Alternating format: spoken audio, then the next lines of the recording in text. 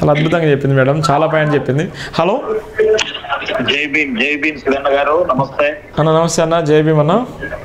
బాగున్నారా అన్న? బాగున్నా. మీరు లైవ్ లో ఉన్నారన్న? లైవ్ లో ఉండి మాట్లాడుతున్నారన్న? లైవ్ నడుస్తుందన్న? ఎక్కడి నుంచి మాట్లాడుతున్నారు? నేను హైదరాబాదే, ఇప్పుడు ప్రస్తుతానికి నేను చెన్నైలో ఉన్నాను. చెన్నైలో అన్న, చెప్పండి. మీరిచ్చేటువంటి ప్రతి ఆ యొక్క లైవ్ కానీ మీ వీడియోలు కానీ చాలా అద్భుతం అండి, చాలా అద్భుతం. క్రైస్తవులంతా కృతజ్ఞతలు చెల్లించాలి. మీరు చేసే మీ ప్రయత్నము, మీ యొక్క శ్రమ ఎక్కడ అంత వ్యర్థం కాదండి. దేవుడు తప్పక మిమ్మల్ని ఆశీర్వదిస్తారు. మీరు అందరికీ మంచిదే చెప్తున్నారు పాస్టర్లకి, కానీ పాస్టర్లు అందరూ ఒక్కటి ఎవరు మంచి వాళ్ళు లేరు, ఒక యూనిటీ లేదు వాళ్ళల్లో.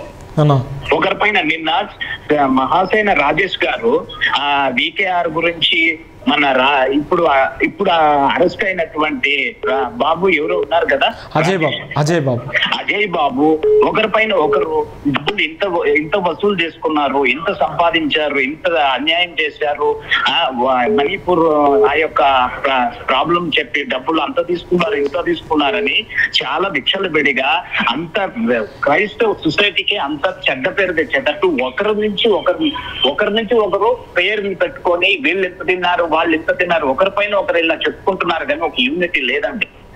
వాళ్ళలో లేనప్పుడు మీరు శ్రమ పడుతున్నారండి, మీరు కష్టపడుతున్నారండి. అమెరికా నుంచి రాజా గౌడన్న ఉన్నారు కదా, ఆయన ఇచ్చే ఒక మంచి ఇన్ఫర్మేషన్, ఆ యొక్క మంచి యొక్క మాటలు విని ఒక్కరన్నా ఒక యూనిటీ చేసుకుని ఒక జేఎస్ఏ ఫామ్ చేసుకొని ఒక క్రైస్తవులుగా ఉండాలని ఒక కారణం, ఒక యూనిటీ లేదండి క్రైస్తవుల మధ్య. మీరు శ్రమ పడుతున్నారు, మీరు చెప్తున్నారు రాత్రం బగుళ్ళు మీ కష్టం నేను చూస్తున్నానండి. చూస్తున్నాను మీ ఒక్కొక్క లైవ్ ని నేను నా వల్ల అయినంత వరకు షేర్ చేస్తున్నాను. చేస్తున్నాను. జై భీమ్ టీవీ చూడండి, జై భీమ్ చూడండి. మీకు ఏదైనా సమస్యలు ఉన్నా కూడా ఆ శివన్న గారికి చెప్పండి, ఆయన ఎత్తు పెడుతున్నారు. ఆయనకి ఎంతో థ్రెడ్ వస్తున్నా కూడా కనీసం మీకు సంబంధమే లేని విషయాల్లో మీరు ఇంత మంచిగా ఇన్వాల్వ్ అయ్యి మీరు రాజా పౌడన్న క్రైస్తవ సమాజానికి దొరికిన ఒక గొప్ప గిఫ్ట్ అండి. మిమ్మల్ని గొప్పగా మాట్లాడలేదు, మీరు నిజమండి, మీరు నిజం అనేది మీలాంటి ఉండబట్టే సత్యం కాస్తానం బ్రతుకుంది. వీళ్ళలాంటి పాస్ట్ నోటి దోల వల్ల ఒక మహానుభావుడిని పోగొట్టుకున్నాడు. నిజమో అబద్ధమో నాకు తెలియదు. I don't care about all this things, but I'm telling to you this is the truth. Okay, మీ ప్రయాసం వ్యర్థం కాదున్నా, మీ ప్రయాసం వ్యర్థం కాదు. మీరు హెల్త్ చూపిస్తున్నారు, మీ ప్రాణాలు తెగించి మరి మీరు ఇంత బ్రాడ్కాస్ట్ చేస్తున్నారంటే I'm great. Appreciate you Baba, appreciate you sir.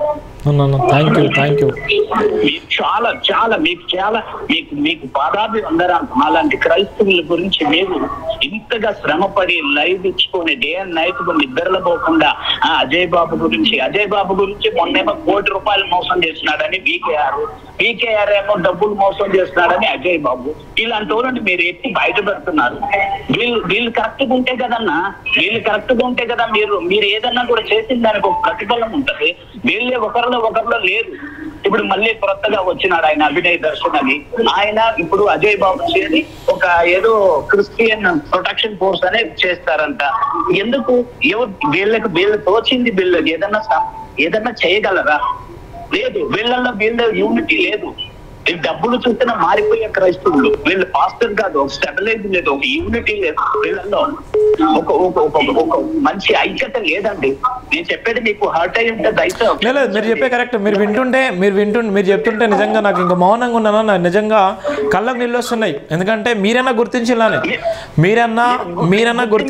నిజంగా ఇంకా చేయాలనిపిస్తుంది నాకు. ప్రవీణ్ పగడాల గారి గురించి నేను ప్రతి నిత్యము మీ వీడియోలో నేను చూస్తున్నాను, కర్ణాటకలో చూస్తున్నారు. మీరు చెప్పేది మేము ఇంకా దానికంటే మీరు ఇచ్చే ఎవిడెన్స్ అన్ని కూడా మేము ఒకటి చేస్తున్నాం. నేను ఎవరికి బయటకు చెప్పుకోలేదు, అంటే ఇవాళ మీతో మాట్లాడాలనుకున్నాను కానీ మాట్లాడుతున్నాను. దయతో appreciate you brother, appreciate you. మిమ్మల్ని నేను దేవుడు మిమ్మల్ని కానీ మీ ఫ్యామిలీని కానీ దేవుడు ఉన్నత స్థాయిలో పెట్టాలని మనస్ఫూర్తిగా. మీలాంటి చూడు, మీరు బైబిల్ చదివినారో లేదో తెలియదు, మీరు చర్చికి వెళతారో లేదో తెలియదు, మీరు ఎవరో ఏ కమ్యూనిటీ ఏమో లేదు, కానీ క్రైస్తవుల యొక్క మనోభావాల గురించి వాళ్ళ యొక్క హృదయ స్పందనను ఎరిగిన మనిషి. మీలో మానవత్వం ఉంది, ఒక దాహం ఉంది, మీలో అటువంటి ఒక యూనిటీ ఉంది. ఏదో మంచి చెయ్యాలి, మన ద్వారా ఒక మంచిది చెయ్యాలని మీరు ప్రయాసపడుతున్నారు. కానీ వీళ్ళంతా విచ్చలవిడిగా ఉన్నారు సార్. వీళ్ళ కొరకు మీరెందుకు సార్ నేను చెప్తున్నానని వీళ్ళ కొరకు మాట్లాడొద్దని నేను చెప్పలా. మీకు కావలసినది సత్యం. మీరు బాబాసాహెబ్ గారి యొక్క రాజ్యాంగమును మీరు ఖచ్చితంగా మీరు ఫాలో అవుతున్నారు కాబట్టి, మీలాంటి వాళ్ళు ఉన్నారు కాబట్టి ఈ దేశంలో ఈ కాస్తన్న న్యాయంలో న్యాయ వ్యవస్థ పైన నమ్మకం ఉంది. లేకపోతే లేదండి.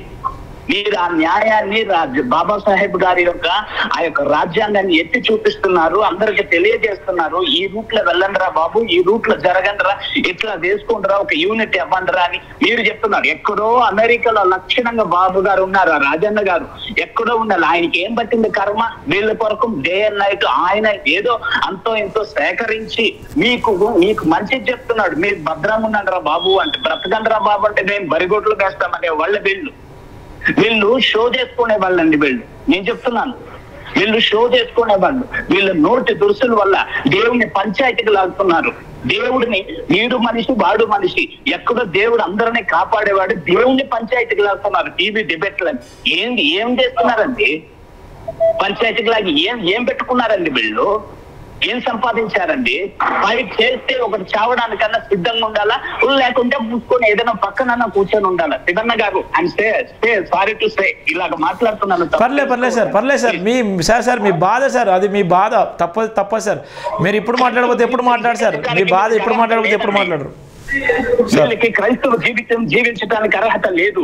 వీళ్ళు ఆర్డినరీ క్రైస్తవులు, ఏదో నామకార్థ క్రైస్తవులుగా జీవిస్తున్నారు కానీ ఆత్మీయంగా వీళ్ళు జీవించట్లేదు. వీళ్ళ కొరకు మీరు ప్రయాసపడుతున్నారు. వీళ్ళు ఇప్పుడు సమయానికి మీ కాళ్ళు పట్టుకుంటారు, తర్వాత బయటకు రాని తొడగొట్టడం బైబిల్లో ఏమన్నా చెప్పినారా అండి? నా దేవుడు మీసాలు ఒకప్పకు పుట్టినాడు. అలాంటి యేసు ప్రభు పిలాతు ముంగట నిలబెట్టినప్పుడే నువ్వు దేవుని కుమారుడు అంటే తల ముంచినాడు, కొట్టించుకున్నాడు, తన్నించుకున్నాడు, వస్త్రహీనత పొందినాడు. అలాంటి యేసయ్య తానుకు అంత పవర్ ఉండి, అంత మహిమ ఉండి, యేసయ్య తను తగ్గించుకొని సిలువ వరకు వెళ్ళినాడు, ప్రయాసపడ్డాడు, చనిపోయినాడు. ఆయన తొడగొట్టలేదు. అలాంటి ఆయన అలాగని మీరు దేవుడిని ఏదా అంటే ఊరుకొండ మనలే. మీరు ప్రాక్టికల్ గా చూపించండి, నా దేవుడు ఇలాంటోడు, నా దేవుడు ఈ మార్గంలో వెళ్ళమన్నాడని చూపించండి. మీరు తొడగొట్టటాలు, మీసాలు కొట్టటాలు, ఒక అబ్బకు పుట్టినాడా లేదా నువ్వు చూసినావా? ఒక అబ్బకు పుట్టింది వాడిని వీడు ఒకరిని విమర్శించకపోతే వీళ్ళు లక్షణంగా వీళ్ళు సేవ చేసుకొని ఉండొచ్చండి. ఏదో మేము బయటకు వెళ్ళిపోతాము, మాకు 5 స్టార్ రీల్స్ రావాలి, మాకు డబ్బులు రావాలి, ఫేమస్ రావాలి, మాకు కానీ ఒక యూట్యూబ్ ఒకటి దొరికేసింది, ఒక చేతిలో మొబైల్ ఉందని రాజ్యాన్ని ఏలేద్దాం, నోటుకొచ్చింది, నోరు ఉందని నోటికి ఏది పడితే అది వాగేయడము, వాడంతా వీడంతా. ఎవరికి ఎవడండి బాబు? నీ ఆకలికి నువ్వు తినాలా? నేను ఇదే చెప్తున్నా, ఈ దేవుణ్ణి మొక్కాలి. ఎవడి ఊళ్ళు మొక్కుంటే నీకేంద్రా భయ్?